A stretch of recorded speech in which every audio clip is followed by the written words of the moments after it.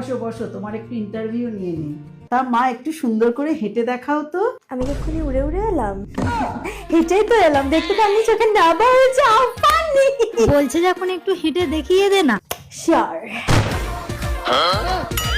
হাঁটতে পারি। আরে থাম। আচ্ছা ঠিক আছে, যাও তোমা, একটু মুখটা ধুয়ে এসো। মেকআপ ছাড়া দেখি তোমাকে কেমন দেখতে লাগে। মুখ ধুয়ে ফেলবো বলে এতক্ষণ ধরে মেকআপ করেছি। আপনি জানেন আমার মেকআপ প্রোডাক্টস গুলোর কত দাম। আপনাকে তো বেচলেও এত টাকা পাওয়া যাবে না। কি উল্টো পাল্টা বলছিস? আমি মজা করছি।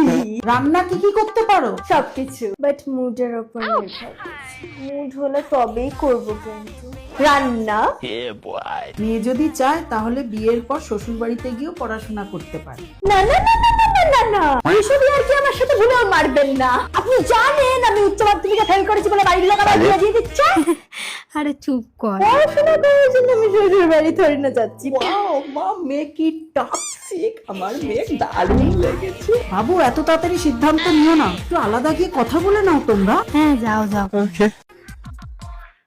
তোমার বিয়ের আগে কোনো বয়ফ্রেন্ড ছিল না তো? না মানে থাকলে কিছু না, কটা ছিল? একটা বয়ফ্রেন্ড ছিল না, গার্লফ্রেন্ড ছিল।